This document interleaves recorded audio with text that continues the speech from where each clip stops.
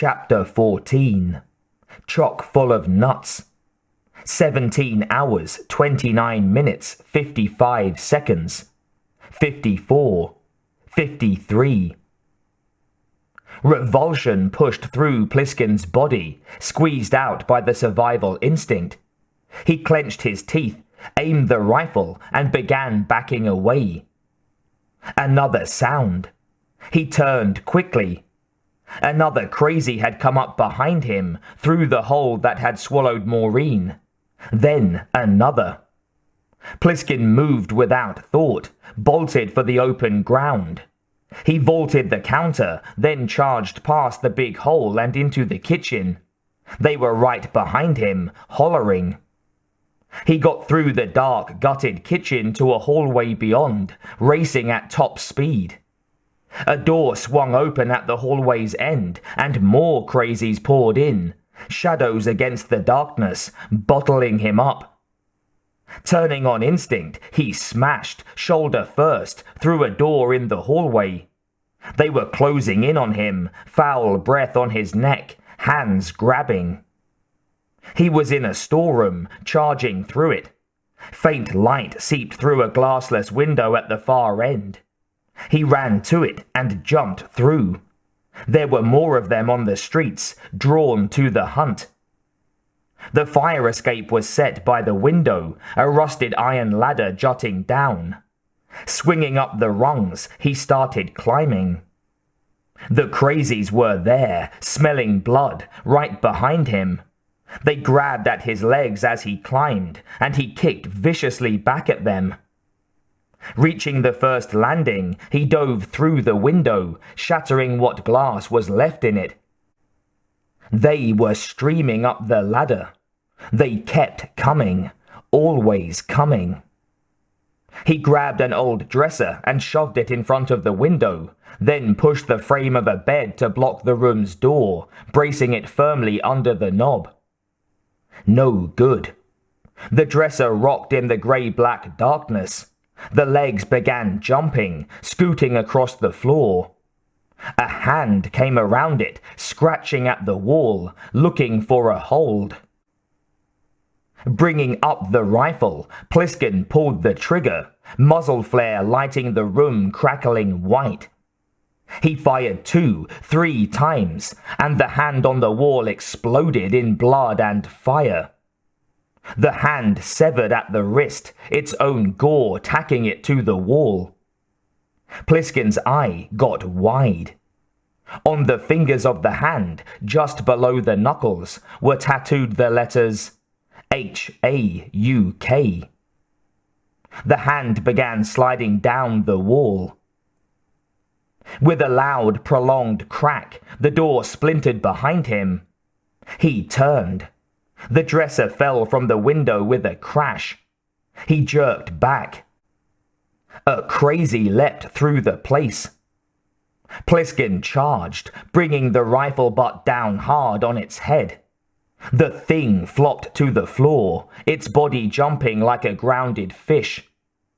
Another immediately filled the window space. The door fell completely behind him, bulging inward. It flew off its hinges, bed and wood scraping across the floor. 4 of them filled the doorway. They were all over him, coming through windows and doorway, hands, arms, and drool-snarling faces. The smell was choking, suffocating. He swung out with the rifle, using it as a bludgeon. They screamed aviary sounds and grabbed at him. And the darkness closed in all around him. And they were the darkness. Through the trellis of arms, he saw a doorway to his left.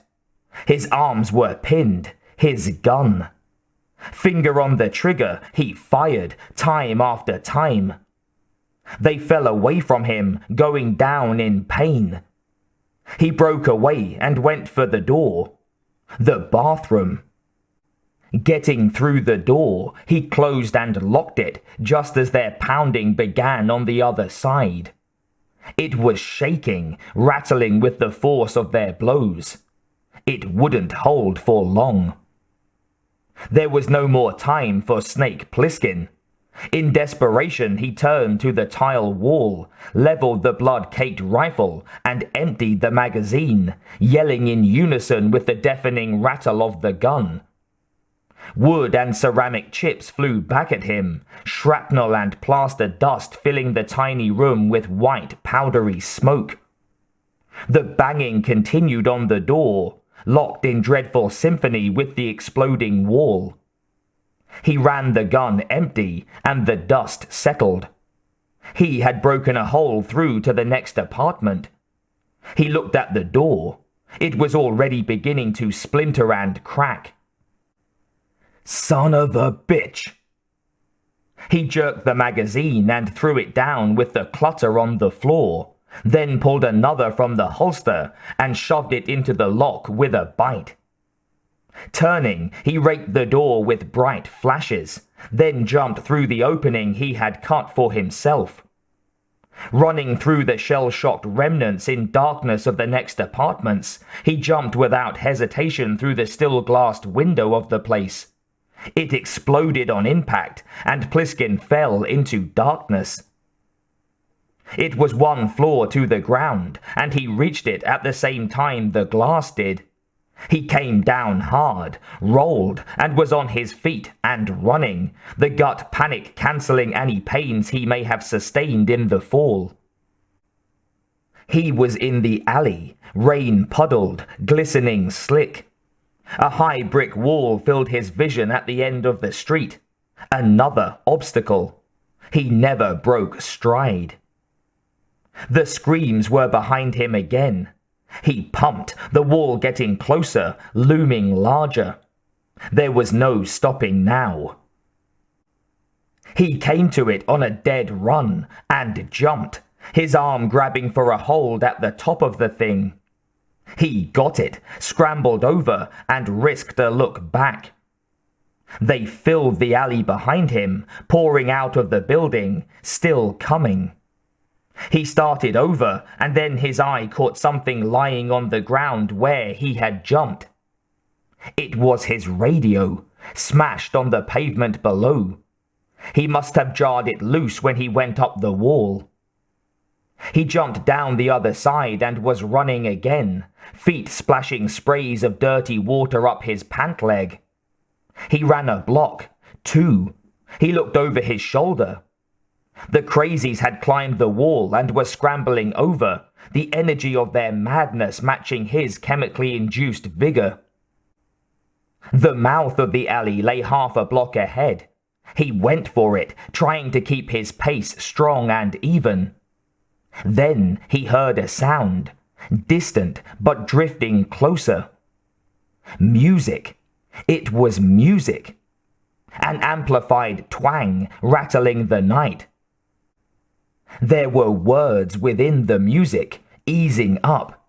A brash voice, loud with anarchy. Got the time for getting even. Got the time for getting even. Something slid up to block the alley. A car. No, a cab. A yellow cab. Plissken put on the brakes, skidding into the side of the vehicle. The music was coming up from inside. If I plot, if I plan, like as not, sure I can. A head poked out the cab window, a big, ugly face with an obscene, grinning mouth. It was the man from the theater. Where you going, buddy? Plissken looked hard at the man, then back down the alley at the crazies who were a block away and coming fast. There was no time for thought, no time to determine whether or not he could trust this man. He grabbed the handle and pulled it. The cab was battered. It looked like it had been dropped from a 10-story building, then hammered back into shape. The headlights were strapped on the fender. The windows, glass long gone, were heavily barred. The faded yellow paint job was scarred by deep gouges and long raking claw marks. Perfect. The snake jumped in the back seat. The cabbie turned to grin some more at him. "Bad neighborhood, Snake," he said, and reaching beside him on the seat, picked up a peaked cap with a black bill and put it on his head. Plissken turned to stare down the alley. The crazies were getting closer and closer. "That's what I'm for! Proper time for! Getting even!" "You don't want to be out walking this neighborhood at night," the cabbie said. "No, sir." The man's picture, faded and cracked past recognition, was stuck to the visor. There was a meter stuck to the dash, and clear bottles filled with amber liquid and rag-plugged tops sat beside the man in the front seat. Cocktails, and not martinis. The crazies were half a block away, their screams nearly drowning out the music. The cabbie lit a cigarette and took a deep, satisfied drag. "I've been a cabbie for 30 years, and let me tell you, you don't just walk around here and live to tell the tale." He shook his ugly head, frowning, for once, to make the point. "No, sirree, Bob. They'll kill you and have you stripped to the bones in 10 seconds flat. I'm usually not down here myself, but I wanted to see that show." Plissken put a squeezing hand on the man's shoulder. The crazies were nearly on top of them. "Let's go," he hissed. The cabbie, smiling again, picked up one of the bottles off the seat. He touched his smoker to the rag plug. It burst into flames, licking the cab ceiling.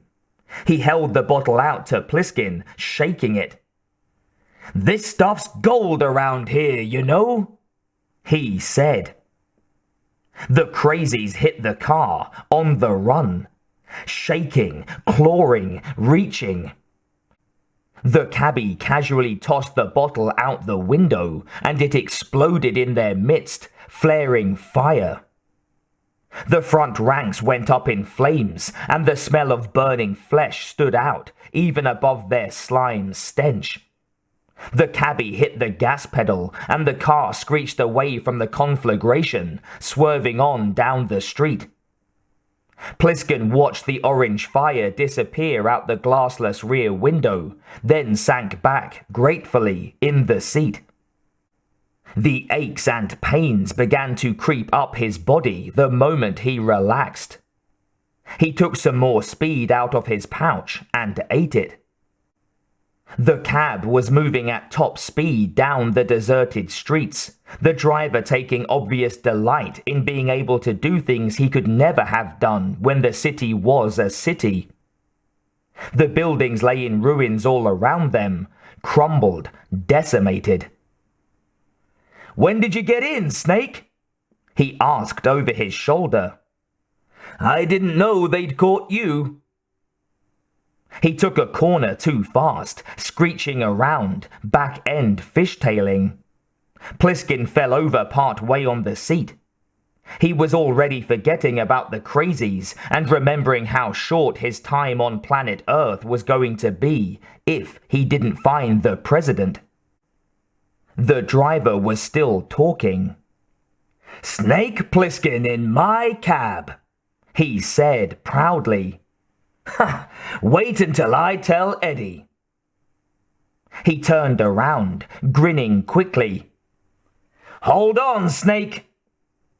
Turning the wheel hard, they swung into an alley, the cab going up on 2 wheels, nearly toppling.